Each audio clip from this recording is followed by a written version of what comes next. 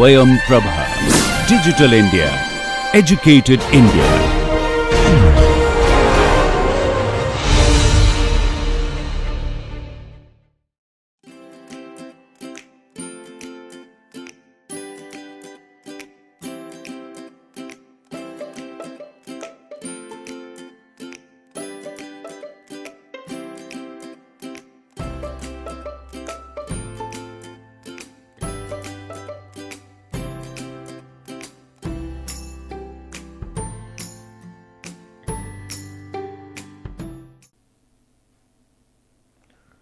So, last class I have discussed about the pressure meter test and dilatometer test.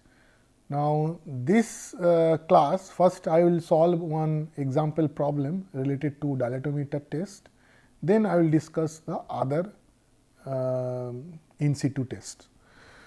Now, the first thing that the problem, a dilatometer test was conducted in a clay deposit. The groundwater table was located at a depth of 2 meter below the ground. So, let me draw the figure. So, this is the ground surface and this is the water table. Okay. Now, the water table is at 2 meter below the ground surface and at a depth 6 meter, we have to determine the soil properties. So, that soil property have to determine say this point A, and which is say 2 meter below the water, 4 meter below the water. Total is 6 meter depth from the ground surface. Now, here given the P0 is given as 280 kilonewton per meter square and P1 is given 350 kilonewton per meter square. Okay. Poisson ratio of the soil is given 0.45 and saturated unit weight gamma sat is 20 kilonewton per meter cube and gamma bulk which is 18 kilonewton per meter cube. So, that means below the water is gamma sat and above the water is gamma bulk. Okay. Now, unit weight of water is taken as 10 kilonewton per meter cube. So, we have to calculate the K0 OCR E, elastic modulus of the soil. So, you know the K0 expression is for the clay, because this is for the clay. K0 expression is Kd divided by 1.5 to the power 0.47 minus 0.6. OCR expression is 0.5 Kd to the Kd 1.56 and E expression is 1 minus mu square into Ed. Okay. And Kd, because we have to know the Kd and Ed, and Kd expression is P0 minus U0 divided by sigma V bar or sigma V0 bar, effective overburden pressure. Now, sigma V0 bar at Z equal to 6 meter will be equal to, for initial 2 meter it is above the water, that means 2 into bulk unit weight, which is 18 plus the 4 into 20 minus 10, because here we have to take the submerged unit weight below the water table, and this is the submerged unit weight, or sometime it is called gamma dash which is gamma sat minus gamma W. So, above the water table is gamma bulk and below the water table gamma sub or gamma dash you have to use. Sometimes in the problem you may find that above the water table and the saturated unit weight below the water table are same. So, you have to use according to that. So, this is 10. So, this value is coming out to be 76 kilonewton per meter square. Okay? And the U0 pore water pressure at 0.6 will be 4 into 10. So, that is 40 kilonewton per meter square. Okay? So, now if I put this value here, that P0 is 280 minus U0 is 40 divided by 76. So, this value is 3.16. So, KD value is 3.16. Okay? So, KD value will get 3.16. Similarly, we will get the ED value also. So, ED value is equal to 34.7 P1 minus P0. So, that is equal to 34.7, P1 is 350 and P0 is 280. So, that is equal to 2429 kilonewton per meter square. So, we will get the KD and the ED. Now, we will determine these properties K0, OCR, E. So, K0 will be equal to KD is 3.16, this is 1.5 to the power 0.47 minus 0.6. So, that is equal to 0.82. Okay? And OCR is equal to 0.5 into KD, that is 3.16 to the power 1.56. So, that is equal to 2. So, OCR is 2 and elastic modulus E, which is 1 minus 0.45 square into ED, which is 2429. So, that will be 1937 kilonewton per meter square. So, this way we can determine the required properties if I know the P0, U0, P1. Okay? So, by use an effective overburden pressure. So, we will get the required properties for the soil. So, and this way we can determine the other properties also that I have discussed in my previous lecture. So, now I will go for the next test, which is called the vane shear test. So, this vane shear test is suitable for very soft clay. Okay? So, this field vane shear where we basically apply a torque. Okay? So, we apply a torque and then we measure this torque required to quickly shear the vane pushed into the ground surface or into the soil. So, that means that we measure the torque required to quickly shear the vane pushed into the soil. That means, the vane which is pushed into the soil, we have to apply the torque and we measure the torque that required to quickly shear that soil. Okay?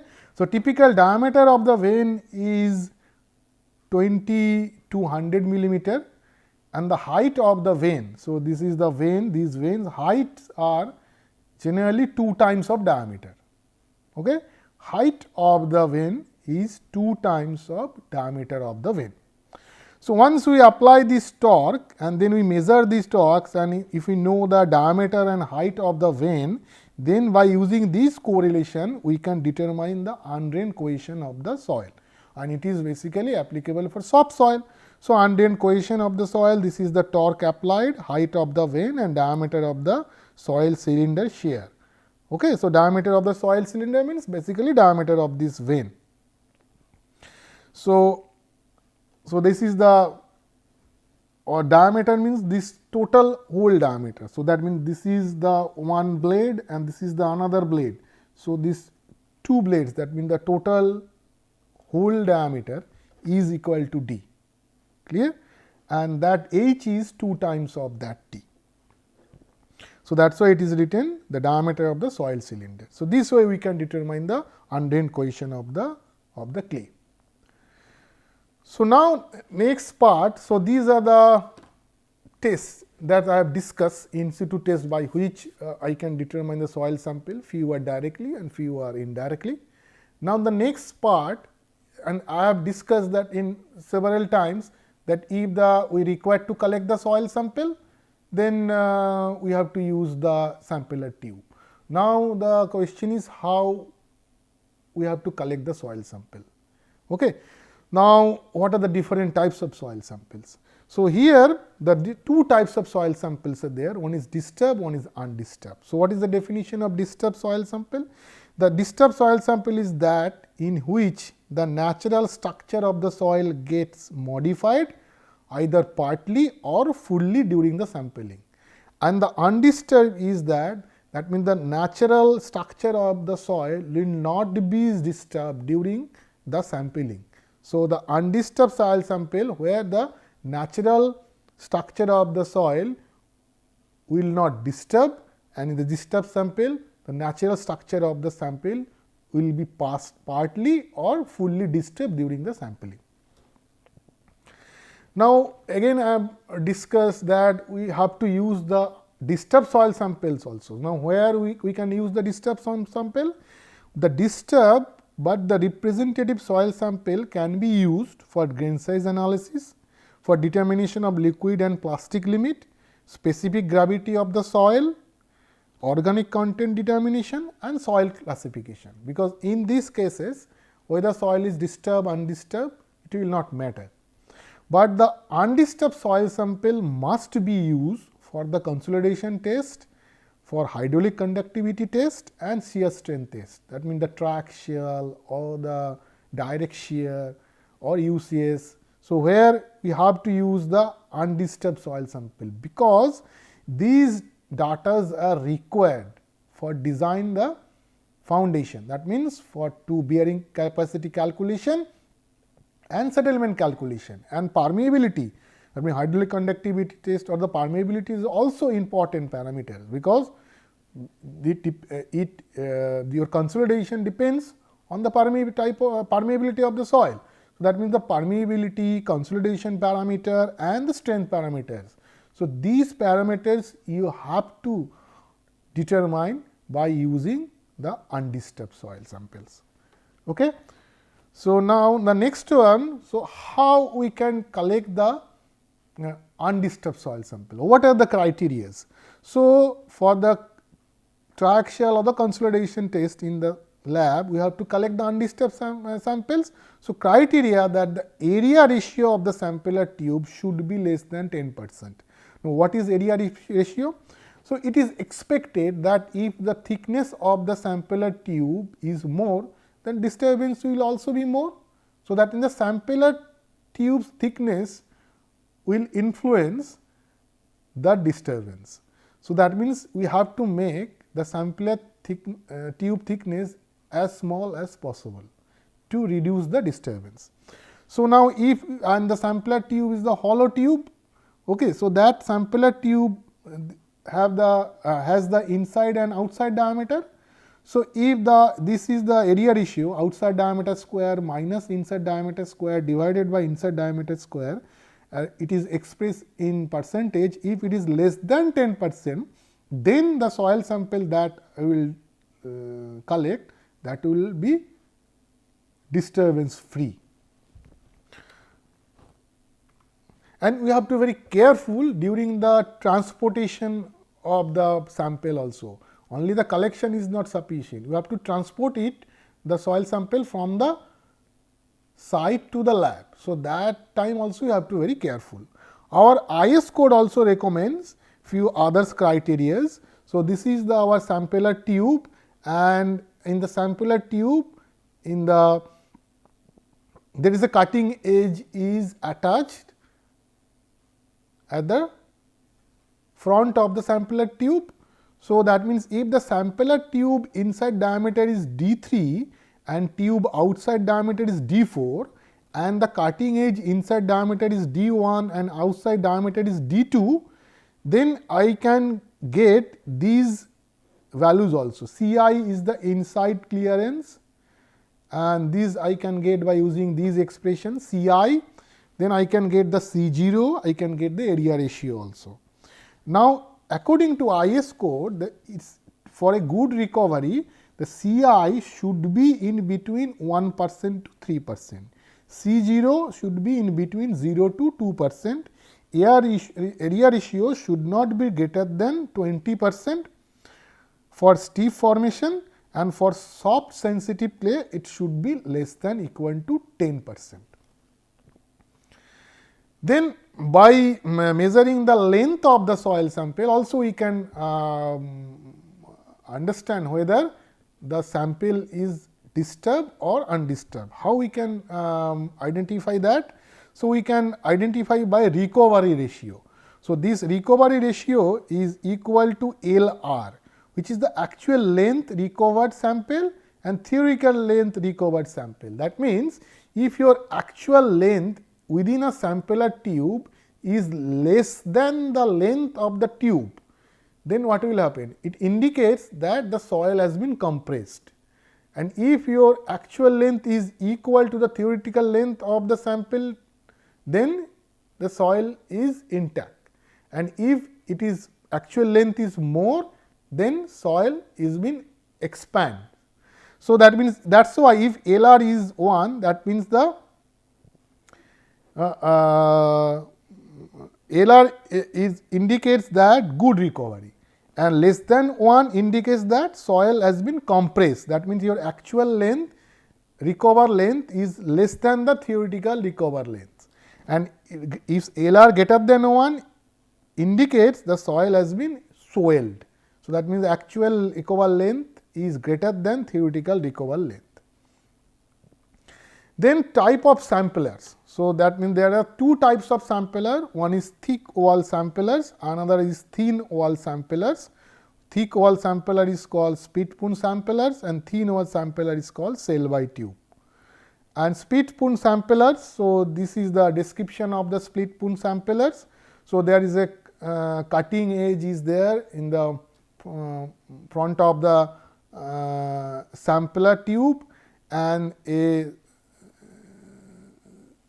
sampler, split spoon sampler inside diameter is 35 millimeter or 34.3 millimeter, and external diameter is 50.8 millimeter. Okay? And then the sample is generally taken in interval 1.5 meter or 5 foot, and this sampler tube, it has two halves, and this is the sampler tube, it has two halves.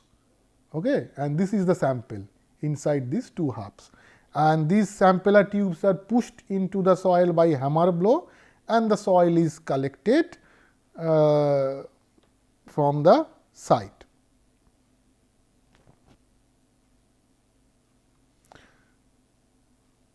So, these are the two couplings which are unscrewed during collection of the soil sample after taking from the site.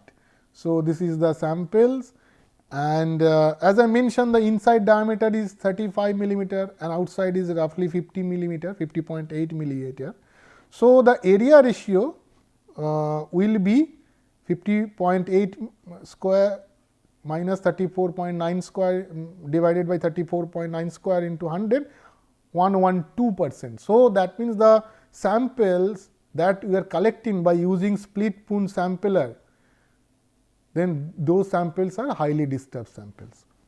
Now, for thin oil samplers or the Shelby tubes, where the outside diameter is 50.8 and inside or 76.2 types, one is 50.8 millimeter, another is 76.3 millimeter, and the inside diameter of the tube is 47.63 millimeter, whose outside diameter is 50.8. So, the area ratio is 13.75%, which is close to the 10% which is the requirement. So, that means if I use the thin oiled sampler tube, then the sample that I will get that are disturbance free. That means it is a good sample or the undisturbed sample I can collect. So, this is a particular sampler Shelby tube or the thin oil sampler tube. This is the tube which is pushed into the soil to collect the soil sample. Now, the how many boreholes we have to construct during the soil exploration. So, that depends on the type and the size of the project of the site investigation and soil variability, which is very important. If we have the we have the variation of the soils between two boreholes, then we have to definitely take more boreholes between these two boreholes. So, this is the some guidelines. Then the spacing of boreholes, that depends on the type of the projects also. This is some guidelines are given. So, that means a multi-storied building 10 to 30 meter, one story by industrial plants 20 to 60 meter, highways 250 to 500 meters, residential subdivision 250 to 500, dams and dikes 40 to 80 meter. This is the spacing between boreholes. Then based on the number of stories also, borehole depth can be determined. For one story building 3.5 meter, for two story 6 meters, similar to 5 story 24 meters and so on. For a building with width of 30.5 meter. Now, in general case for the fallow foundation, as we know that for the shallow foundation bearing capacity purpose, determination purpose, we go for up to width of the footing, and for the settlement calculation purpose we can go up to 1.5 to 2 times the width of the footing. So, for shallow foundation we can go up to say 2 times from the base of the footing as my borehole depth. So, up to which we have to collect the soil sample. So, next one is the groundwater table location. So, that the correct indication of the groundwater table is found by allowing the water in the boring to reach equilibrium level. So, that means we have to construct a borehole and then we see whether the water level is reaching equilibrium at what level. Okay. So, that means if the soil is sandy soil, then the water level which quickly stabilize. So, we can within few hours, so we can identify the water level. So, that means we construct a borehole, put the water into the borehole, and then that water will quickly reach or quickly stabilized and will reach the groundwater table level. So, for sandy soil it will reach very quickly, and we can within a few hours we can identify the location of the water table for sandy soil, but for the clay soil it will take several days to reach that equilibrium or the stabilization. So, for that purpose, for clay soil that we have to use the standpipes or the piezometers to identify the water table.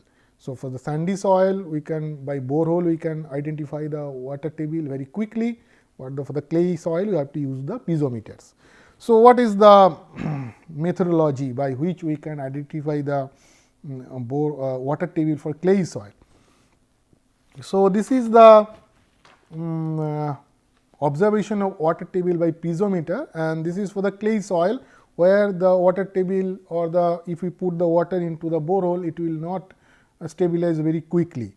Suppose this is the your standpipes or piezometer is inserted into the borehole, and then we measured the water level at different time interval. So, this is your borehole, and we put the piezometer or the standpipe into the soil, and then we measure the position of the water of this borehole at certain time interval. First, we have to remove the water from this borehole, then this water will come into the equilibrium condition. So, it will take time. Okay? So, water to come into the equilibrium condition. So, it will come very slow intervals, it will take days, and it will come in very slow rate. But that change in water level we can measure by piezometer, and then by using expressions we can determine what would be the location of the groundwater table. So, that what is the location? Suppose initially I do not know what is the location of the groundwater table, but I know the position of the water level at t equal to 0 time. So, that height, that means the H0 plus Hw. Hw is the height of the water table from the ground, but initially I do not know, but I know Hw plus H0 initially, because that is the water position at the borehole at t equal to 0. Now, at t equal to T1, then the position will be at this level. So, I can measure the what is the rise of the water table. So, that will be del H1. At t equal to T2, again further rise will be there, that will be del H2, and t is equal to T3, then will be further rise of the water table, that will be del H3. So, that del H1, del H2, del H3 I know, I can measure. So, once I get these values, so I will use these equation. So, from here I will calculate is your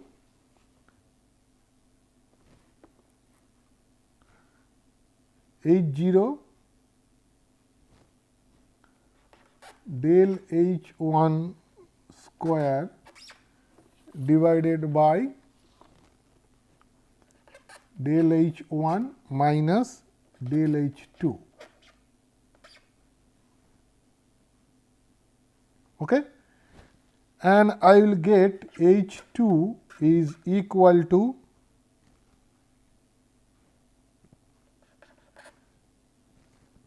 del H2 square divided by del H1 minus del H2, and H3 is equal to del H3 square divided by del H2 minus del H3. Okay. So, ideally the